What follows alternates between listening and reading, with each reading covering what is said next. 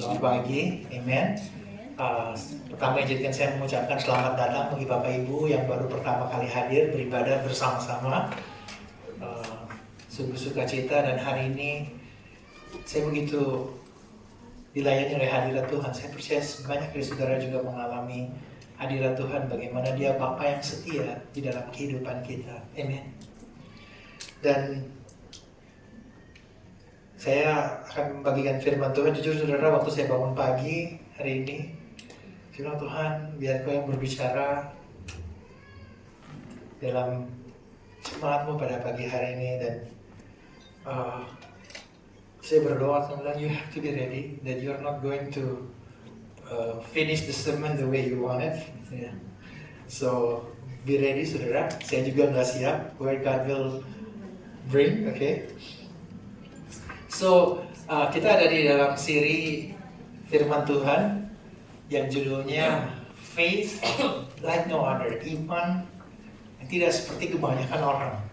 Iman yang Tuhan berikan di dalam kehidupan kita yang tidak umum, yang mungkin kita pernah lewati dalam kehidupan kita. Saya mulai dengan pertanyaan bagi kita. Pernahkah di dalam kehidupan saudara melakukan sesuatu atau Anda berada di dalam satu keadaan di mana saudara nggak tahu kapan ini akan selesai? Okay, nunggu mungkin. Have you ever in the situations where you have to wait or you have to do something that somehow we don't really know when it will end? Sometimes maybe in the situation where like the job is like indefinite when it will over, or maybe in the place where we do our career when we don't know when this is going. Di dalam karir kita kemana ini arahnya di dalam kehidupan kita. Dan ada hal-hal yang kadang mungkin hasilnya itu nggak kelihatan. Sesuatu yang kita lakukan yang hasilnya nggak kelihatan. Mungkin beberapa dari sini saya tahu ada bapak ibu yang membesarkan anak-anak udah mulai besar. Yang beberapa saya mengucap syukur yang udah anaknya udah menikah, udah punya cucu gitu ya. Ada beberapa dari kita yang anak kita mungkin masih kecil, teenagers. Kalau kita lihat di mana di dalam kehidupan kita nggak tahu how far. Kayak kita lihat mungkin hasilnya anak kita kapan, bagaimana, kita nggak tahu. Dan itu sesuatu yang lumrah, yang mungkin kita pernah lewati di dalam kehidupan kita. Nah, kita mau belajar hari ini, lewat firman Tuhan, bagaimana kita melewati masa-masa seperti itu, dan bagaimana kita belajar dari kehidupan Nuh. Firman Tuhan hari ini diambil dari Kejadian 6 ayat 5-22. Kalau boleh kasih judul, iman yang membangun di dalam masa-masa yang gelap, di dalam masa-masa yang sulit. Tuhan memanggil kita untuk membangun, untuk beriman. Kejadian 6 ayat 5-22. Saya mengundang kita bangkit berdiri. Saya akan membacakan firman Tuhan, lalu kemudian kita akan berdoa.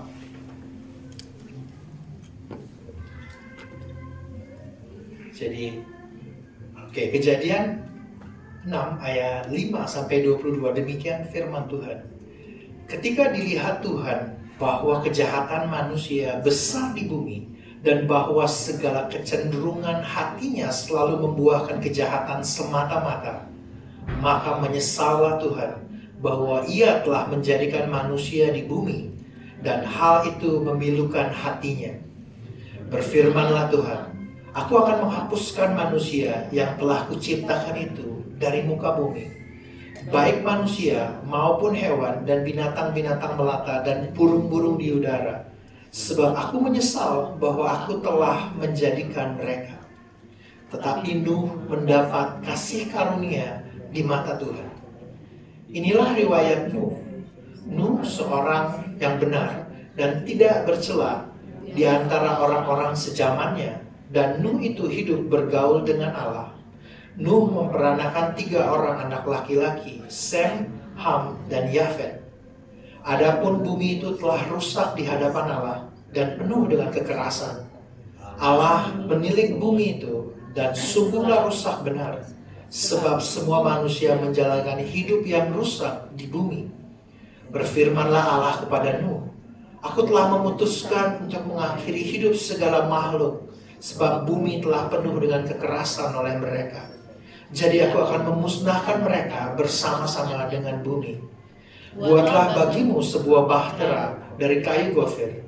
Bahtera itu harus kau buat berpetak-petak dan harus kau tutup dengan pakal dari luar dan dari dalam. Beginilah engkau harus membuat bahtera itu. 300 hasta panjangnya, 50 hasta lebarnya, dan 30 hasta tingginya.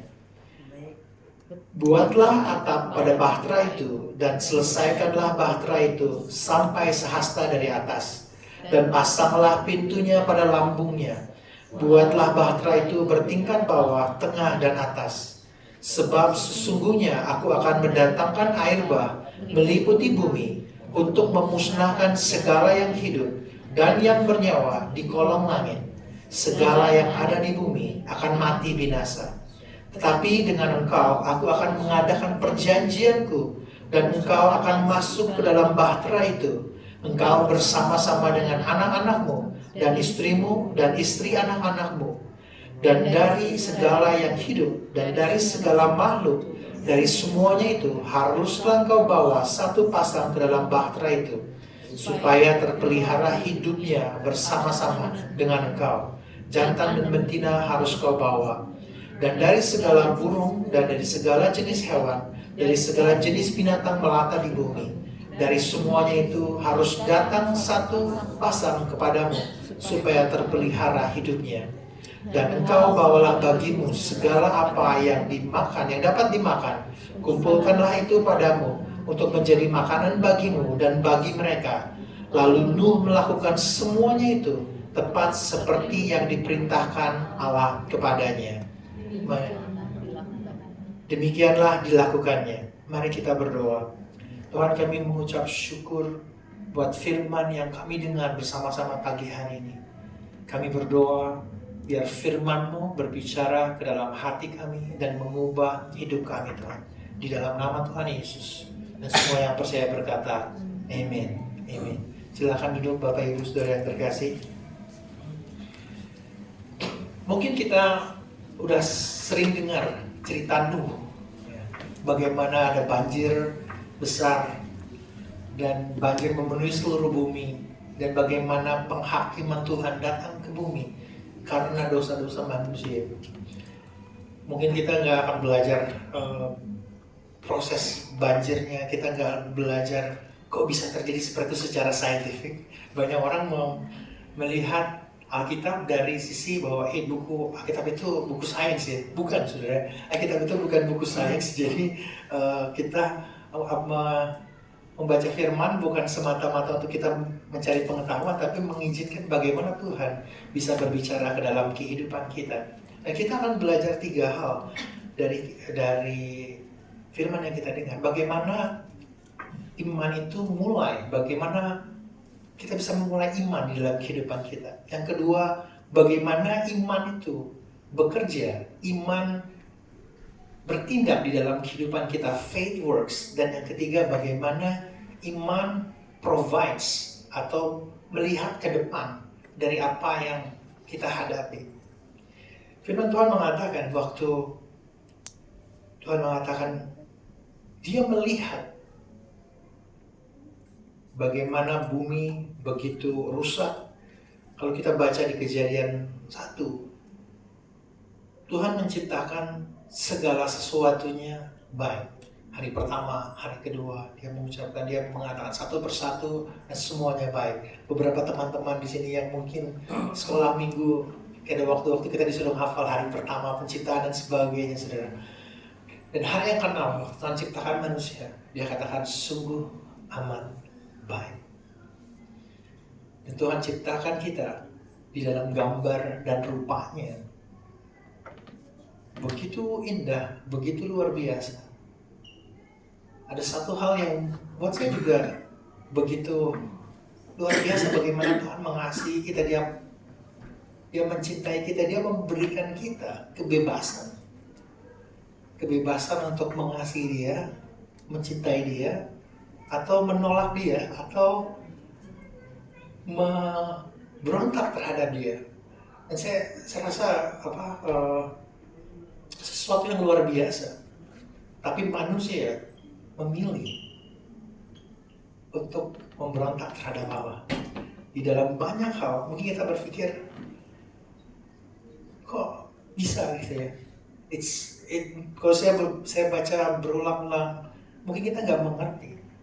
Tapi sebegitu Tuhan mengasihi kita, Dia mau kita mengasihi Dia. Juga bukan karena terpaksa, tapi karena kita memilih untuk mengasihi Dia.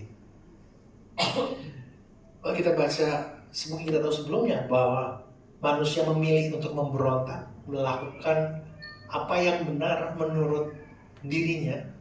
Kalau kita baca di Kejadian pertama, di awal-awal, bagaimana manusia memilih untuk melakukan apa yang enak buat dia, yang menyenangkan buat dirinya. Dan dari Kejadian gak lama kemudian, Kejadian 6, bagaimana dunia begitu hancur, dunia begitu rusak, dan sudah sepatutnya dihukum, sudah sepatutnya mengalami kematian, karena Tuhan bilang, kalau kamu makan buah ini, kamu mati. Saya sebenarnya juga sering pikir ya, kalau misalnya bikin buahnya itu benar-benar beracun gitu ya, menggigit gitu, mati gitu ya, langsung mati. Tapi ternyata enggak. Dan saya mungkin berpikir, Tuhan kasih waktu gitu lama juga ternyata untuk manusia bertobat. Tapi mungkin nggak bertobat juga, gitu ya. Dan kalau kita lihat, di satu sisi Tuhan melihat bagaimana berdosanya, rusaknya manusia. Beberapa theologians mengatakan this is the total depravity of mankind. Betapa hancurnya manusia, yang sehancur-hancurnya ya. Manusia itu begitu hancur sampai dia nggak bisa menemukan jalan kembali sama Tuhan. So that's the reality of our heart. Mungkin kita pikir, well, I'm bad, but not that bad. Saudara pernah pikir seperti itu? Oke. Dan bahkan Tuhan menyesal gitu ya. Well, this is a language that is very expressive and poetic gitu ya. Di satu sisi menyesal itu bukan berarti aduh kayaknya Tuhan berubah pikiran gitu ya. Dia nggak berubah pikiran seperti kita berganti-ganti pikiran karena mood atau karena sesuatu. Tapi ini sesuatu yang dimana dia begitu terluka dan dia selanjutnya dikatakan it grieve him to his heart. Dan bagaimana that's the conditions of us as human being. Tapi terlepas dari semuanya itu, Tuhan mau kita punya iman sama Dia. Bahkan Tuhan bilang, aku akan memberikan penghukuman. Kalau kita lihat dari sisinya kita, saya nggak tahu, kalau saya jadi Tuhan sih mungkin ya udah deh. Kalau saya mungkin this is all completely bad, masukin karung, kita bilang kalau di komputer itu kita punya file-file yang kayaknya udah banyak banget, udah numpuk gitu ya, mau pakai kapan nggak tahu, udah masukin ke satu folder terus di zip gitu ya, dikompres, terus ya udah simpen somewhere else gitu ya. Mungkin Tuhan bisa bikin semuanya compress back jadi tinggal satu folder, dan ya udah eliminate gitu kan. Tapi ternyata enggak. Kalau kita lihat dia sepertinya judgment gitu ya, penghakiman datang. Tapi dia bukan cuma mengatakan penghakiman datang, tapi dia mengatakan ada anugerah. Dan anugerahnya itu dia katakan kepada Nuh bahwa Nuh mendapat kasih karunia di mata Tuhan. Kalau kita baca firman Tuhan dari awal Kejadian sampai akhir di Wahyu, kisah ini berulang-ulang Tuhan kasih tahu kita, ingatin kita bahwa Dia yang berinisiatif terlebih dahulu. Dia yang memilih untuk memiliki hubungan dengan kita. So the grace of God actually initiates the relationship. Bukan Alkitab nggak bilang no, orangnya baik gitu, terus dia bilang Tuhan udah deh selamatin saya coba gitu, enggak kan? Gak ada. Inisiatifnya datang dari Tuhan. That's how God love us. Dia tahu kita nggak bisa balik. Satu-satunya cara untuk kita bisa balik, Dia yang harus memulai hubungan itu sama kita. Kita mengatakan Nuh itu berjalan bersama dengan Tuhan. This is the faith yang berbeda. This is different kind of faith than what the people have at that time. Orang-orang waktu itu pikir, saudara bayangkan Nuh ikutin Tuhan di tengah-tengah kehidupan yang begitu jahat, begitu keras, tapi Nuh memilih untuk berjalan sama Tuhan. Beberapa dari sini mungkin teman-teman hidup kita berjalan dalam kehidupan kita beberapa saya tahu beberapa tempat pekerjaan karir begitu challenging ya, sampai saudara pikir nih saya jadi orang Kristen atau enggak sih di tempat kerjaan yang kayak gini. Oke, ada beberapa dari kita mungkin berada dalam situasi mungkin beberapa teman-teman saya pikir saya bisa nggak ya besarin anak saya di tengah-tengah keadaan dunia seperti ini.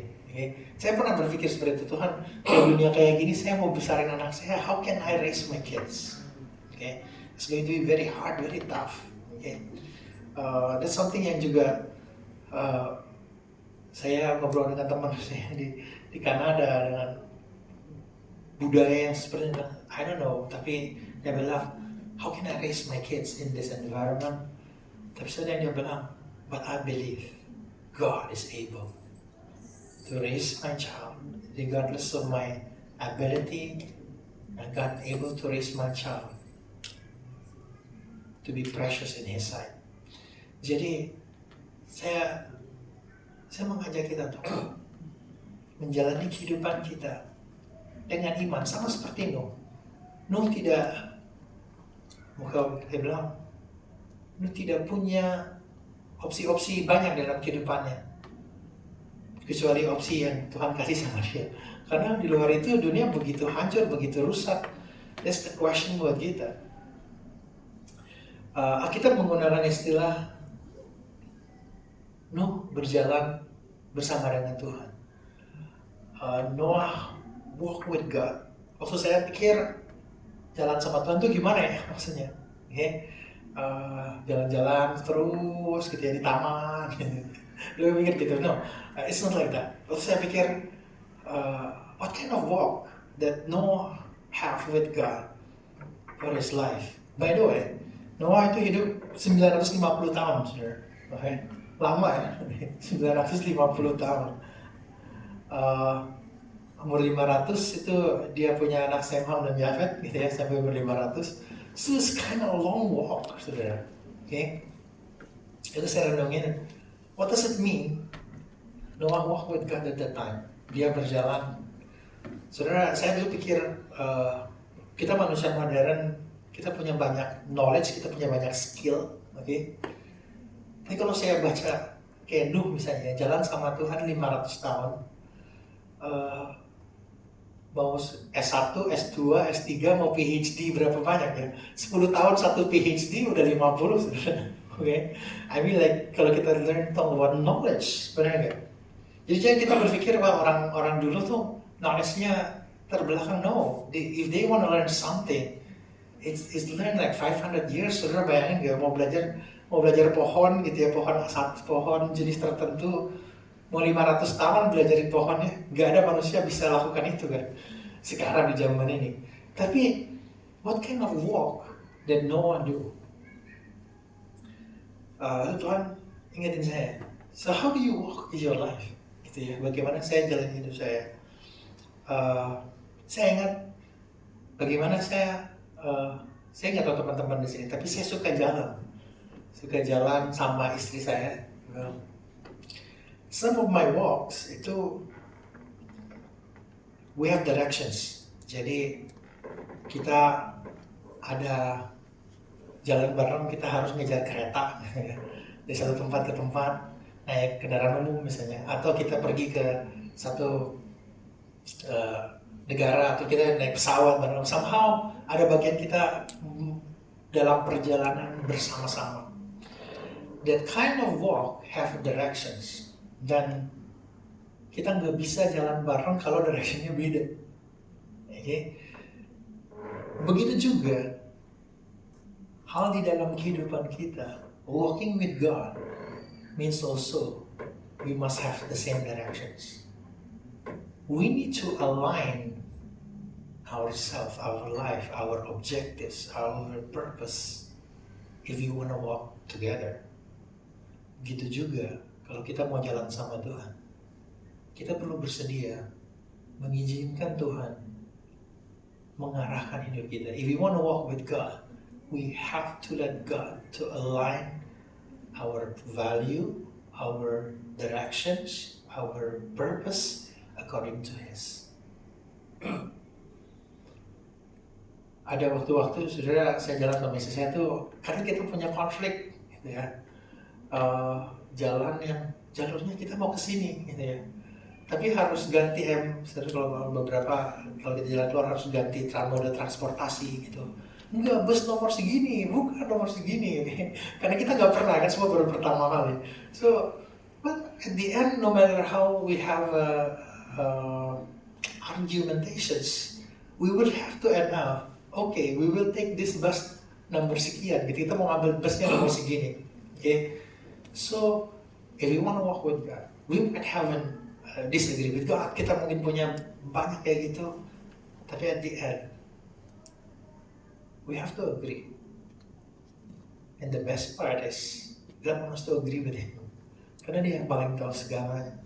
Yang kedua, some of my walk are really just, I call it walk of presence. Jalan, ya udah jalan aja. For the sake of what? For the sake of just walk. Asal kita just companions, jalan bareng gitu, nggak ada yang ditarget dikejar. Well, sometimes kita ngejar target 10,000 steps misalnya, atau 20,000 steps gitu ya. Tapi it's not just something that we try to achieve, we try to get something. Ada juga walk dalam kehidupan kita jalan sama Tuhan. Itu it's just the walk of presence. Times that we just read the Bibles, sit down, maybe just let God speak to our heart. That's the moment dimana kita nggak buru-buru sama Tuhan. Okay? Ada waktu-waktu saya gitu sama teman-teman. I think when we have someone close to us, right? There's a lot of our meetings have no agenda. Okay? Kayak misalnya kan aneh gitu kalau misalnya sering bilang, kita jalan yuk, gitu. Terus aku tanya, agendanya apa? Gitu kan. Right? Topik yang mau kita bicarain apa? It's gonna be weird. Right? There are things that for just our relationship, we'll just walk. That's the thing that we can say that, oh, this relationship is beautiful. Karena ada hal-hal yang kalau kita jalan sama Tuhan, kita nggak buru-buru. God will show His heart. That lead us to the third one, not just presence, but there are some walk that I have. I call it walk of the heart. Ini waktu-waktu dimana duduk gitu ya, out of nowhere, then we begin to talk something deep down in our heart.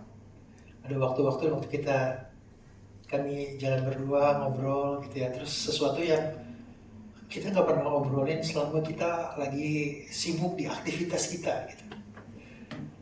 Gitu juga ada beberapa waktu-waktu sama anak aku, I think ada banyak waktu nganterin anak ke sekolah gitu ya.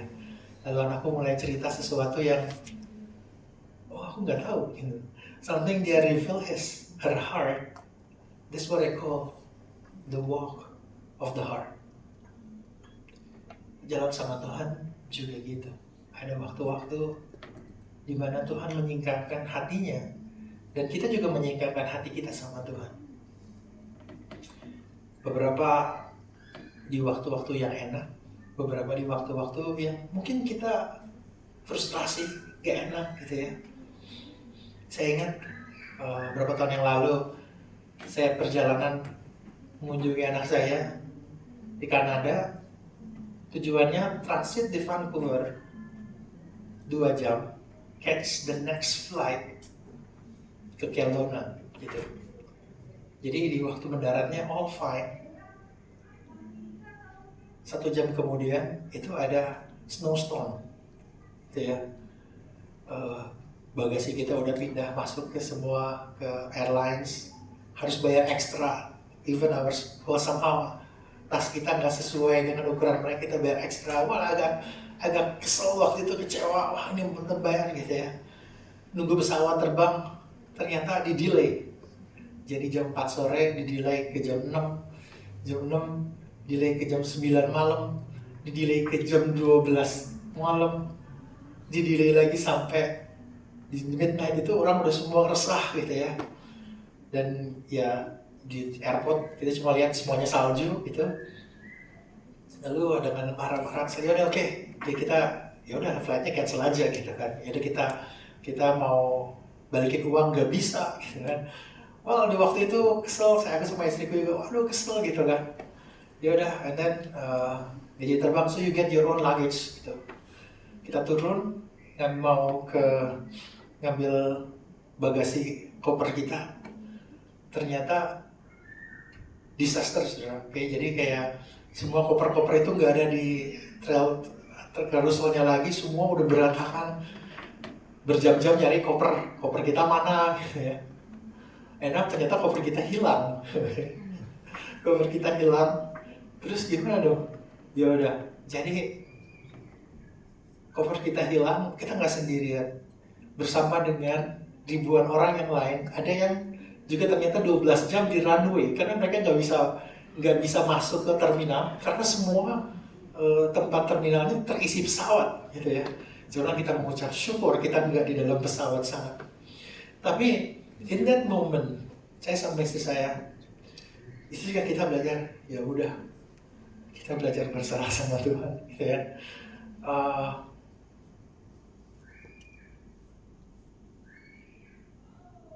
So baju hangat kita itu yang tebal itu ada di koper, oke, kopernya hilang. Wah, ada jaket tapi lumayan lah, gitu ya. Dan ternyata nyari tempat untuk berbaring itu susah waktu itu. Dan one of the only place yang ada itu pas di dekat depan pintu otomatis. Nggak depan banget, saudara.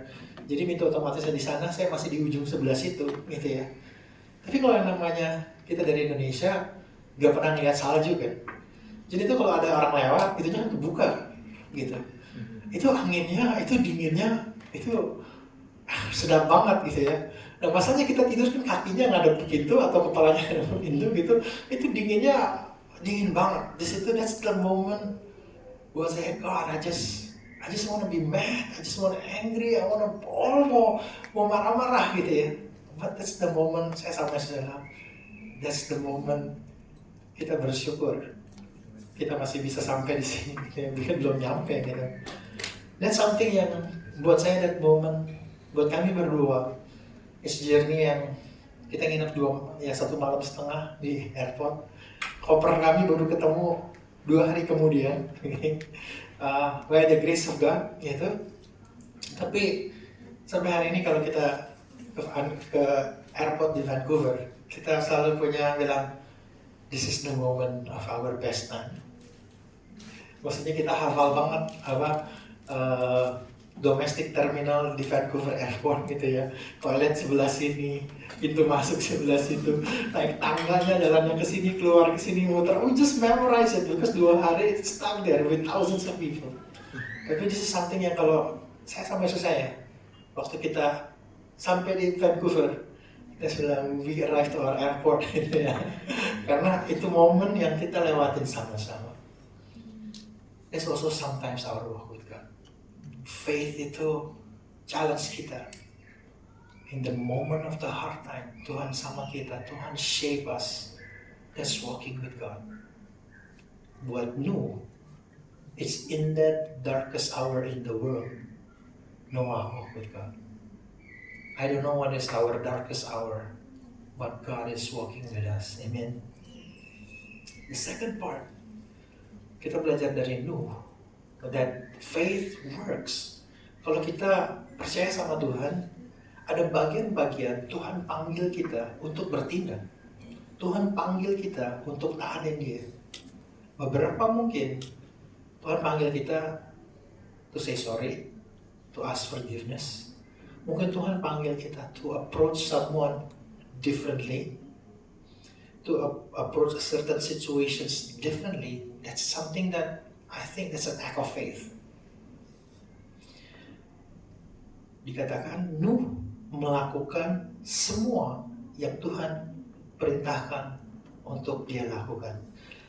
In other words, faith obeys completely, not selectively. Kadang kita mau gini, oke Tuhan, aku mau taati Tuhan bagian ini. Tapi kalau misalnya nih buat orang ini saya nggak bisa. Pokoknya ini nggak ada lah, maaf buat orang ini misalnya, right? But there's the part in Tuhan, I want you to forgive. Ada bagian di mana Tuhan bilang, okay, now you're going to do differently in the way you do your work.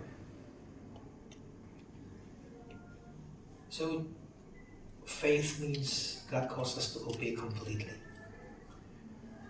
Ada nggak area-area dalam kehidupan kita yang Tuhan panggil, just obey this. Dia mungkin nggak minta banyak, tapi this the part yang paling kayaknya saudara nggak mau give up. Okay? Saudara pernah ada waktu itu kayak gitu? There are part dalam kehidupan saya. You have to give up this. Kamu yang ini aja Tuhan. I'm okay with this one, tapi not this one. Okay? Tapi Nuh obey completely. That's a challenge buat kita to obey completely. I'm not going to tell the penemuan and archaeology and everything. In general, a lot of science books, not just the Bibles, tapi mengatakan bahwa flood is something that can be discovered geographically, geologically. It's something that makes sense. Kira-kira ukuran kapalnya Nuh ya, kita namanya Noah's Ark, itu 1,5 kali lebih panjang dari lapangan bola, ya, besar banget. Alkitab tidak mencatat di mana dia membangun itu. Mungkin nggak di pinggir laut, ya. Mungkin just somewhere di mana Noah berada, dia bangun. Alkitab tidak memberitahukan kita ada danau dan sebagainya. Wah, mungkin ada laut, ada sungai, definitely. Tapi tidak dibilang dia bangun di mana. Something yang buat saya take my mind is that. Jadi waktu saya baca firman Tuhan, saya cari. Jadi umur Nuh itu sekitar 500, antara 500 sampai 520 tahun. Waktu dia menerima dari Tuhan untuk membangun bahtera. Tentu bangun bahteranya nggak sehari, ya. Bangun bahteranya kalau misalnya 520 lah, gitu ya. Mungkin bangun bahteranya sekitar 80 tahun. Kita nggak catat sih, maksudnya Nuh bayar pekerja berapa, gitu, tukang kayu berapa, enggak di ini, tapi simply Noah builds it. Anywhere that God calls him to do, exactly. Saudara bayangin in that 8 years, gitu ya. Mungkin in that 8 years, Noah has these questions. When will the flood come? Mungkin baru mulai gitu ya, dia pikir siapa sense kapan waktunya nggak tahu, tapi dia taatin juga, dia lakuin. Mungkin saya nggak tahu, mungkin di tahun yang udah ke 30 gitu ya, baru udah jadi setengah gitu kan. Padahal potongnya asal aja dikit gitu kan, tapi nggak, dia lakuin completely.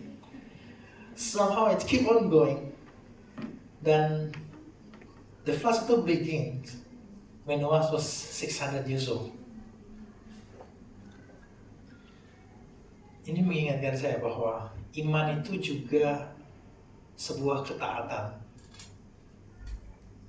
dalam jangka panjang di arah yang sama. Faith is long obedience in the same direction. If we say we have faith, one of the ingredients of the testing is time. We live in the era where everything has to be fast, quicker, faster, more effective, more efficient. Yeah. Even now, if we have books, we don't read it. We just put on ChatGPT, can you summarize it for me? Right? So the 100 pages of the chapters, we ask the summary, we finish. Right? But there's a lot of things that missing the details if we just want to cut short. Jadi dalam kehidupan kita, one of the key ingredients if we want to grow our faith is time. Ini sesuatu yang agak unconventional for the world because the world wanna have it fast. Waktu kita taatin Tuhan, kita lakuin apa yang Dia bilang. Waktunya nggak langsung terjadi. Saudara pernah ngalamin itu? We do the works, we obey God.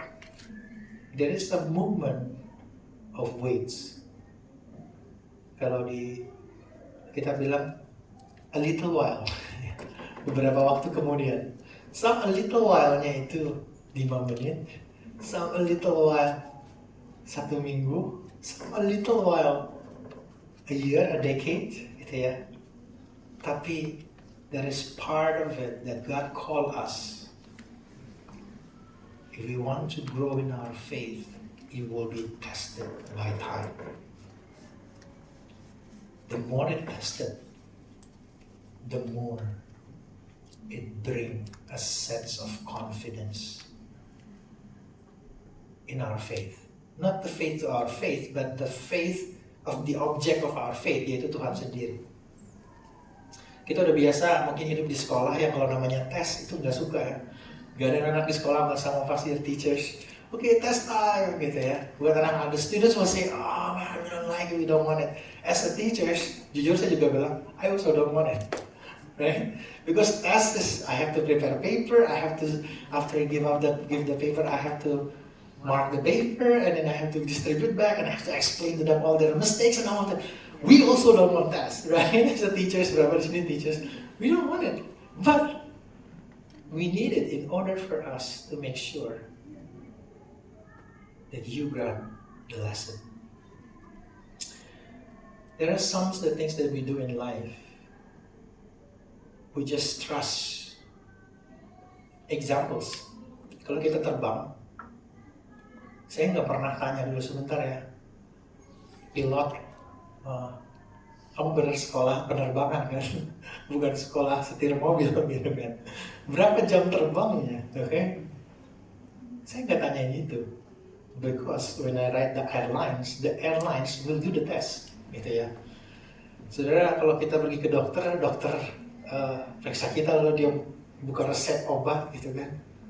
How do you know this medicine, right? Okay, well it has been tested. The doctor sudah pergi board exam, udah ikut ujian dan sebagainya. Well, the test give us a confidence that it should work.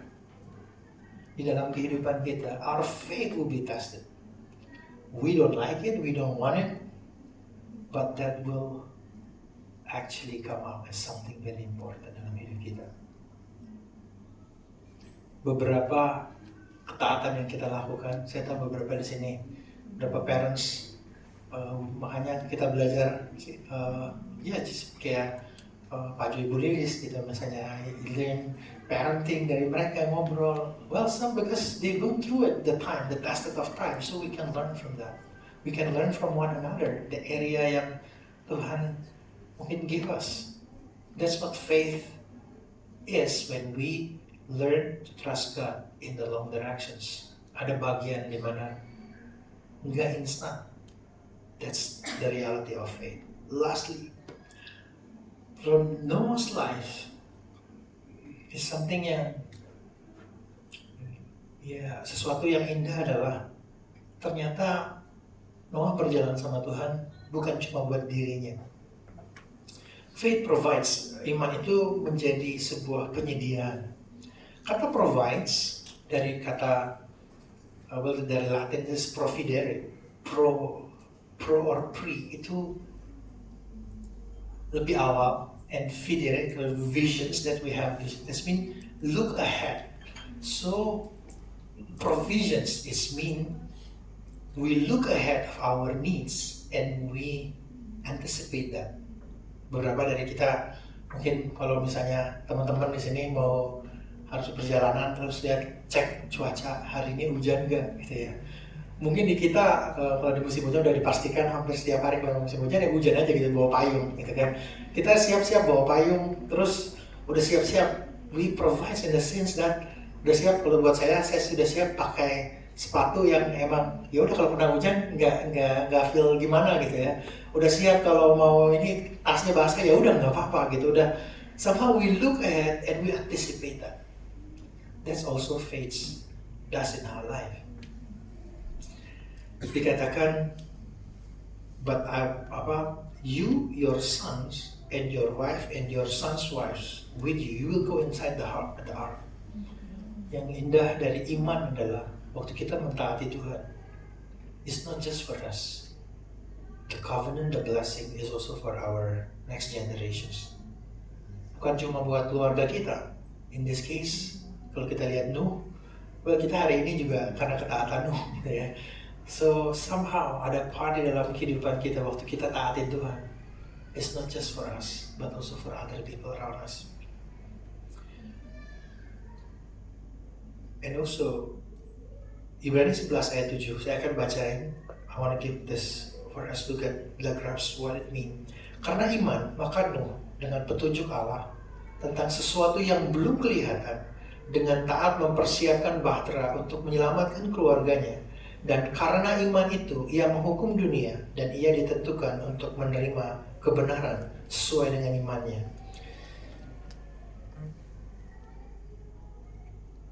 Noah's obedience condemned the world. Condemned in the sense of this. Bukan kayak kita, wah kamu rasain kamu ya. That's not what this condemns means. This condemns means, one is that faith shows that God is just and true. Waktu dia bilang the flood will come, it will come and it is come. Even though it looks the time is so long, but it is arrived at the right time. So there was mungkin orang-orang tuh ya, kapan sih datang, nggak mungkin gitu ya. Mungkin saya nggak tahu. Mungkin 80 tahun itu bangun plus cemoohan orang gitu ya. Tapi apa yang dia lakukan di Ibrani dikatakan it gives the contrast between those who obey God and those who don't obey God. Those who walk with God and those who don't walk with God. Ada banyak yang kita lakukan, kita taatin Tuhan. Mungkin dunia thinks that you are stupid, you are crazy. Kalau kita mungkin di kerjaan kita jujur, di kerjaan kita lakukan dengan segenap hati, mungkin dia mikir, ngapain sih kayak gitu? Okay? Tapi waktu Tuhan panggil kita untuk lakuin apa yang Tuhan panggil kita, just keep doing it. Waktu Tuhan panggil kita to be excellence, mungkin dunia udahlah, nggak usah excellence banget sih, repot gitu kan. But God calls us to do it, let's just do it anyway. Because God will show Himself true. Lastly,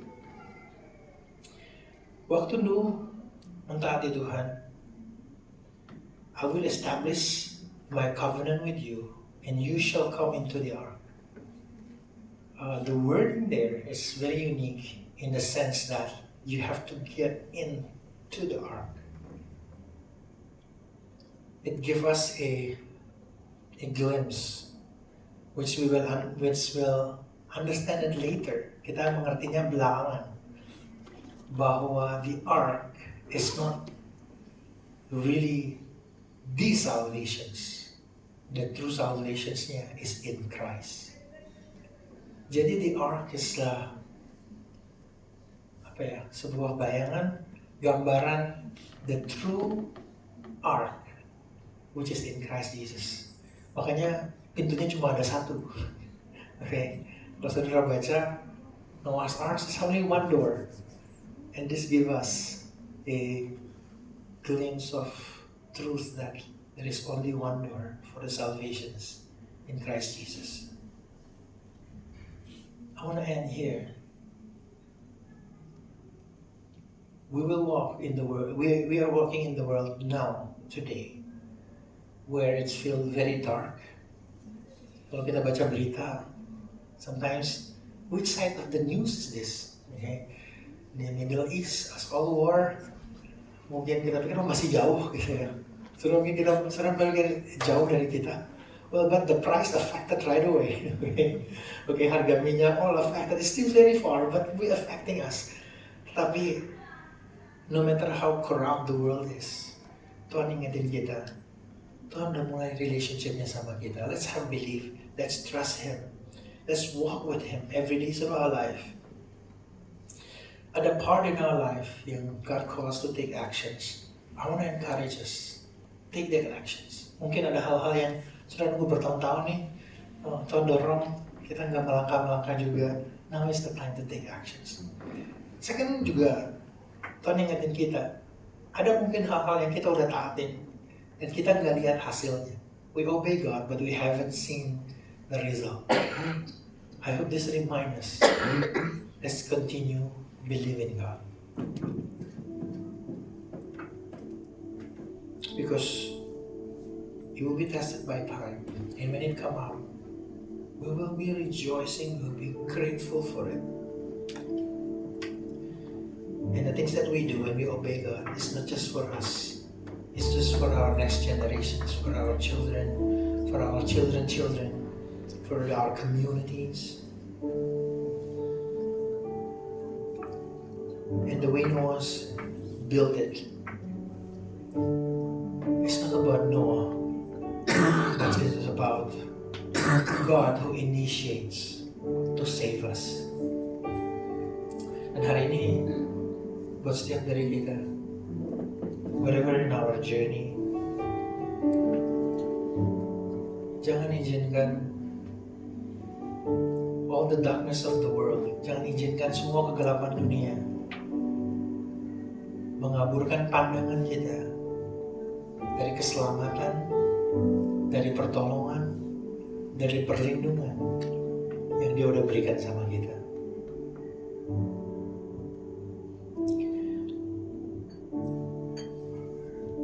Apa yang jadi tantangan di dalam kehidupan saudara? Jadi waktu kita menyembah,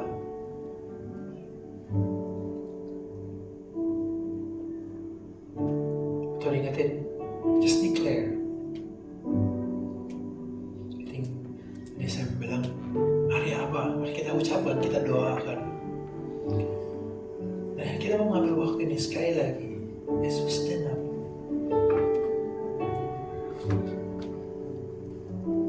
We will declare it again by faith.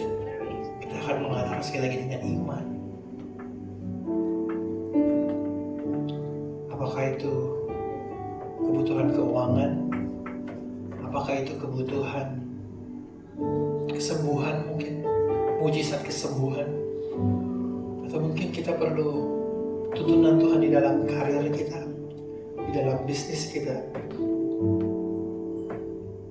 Terus saudara menghadapi challenge tertentu di pekerjaan saudara.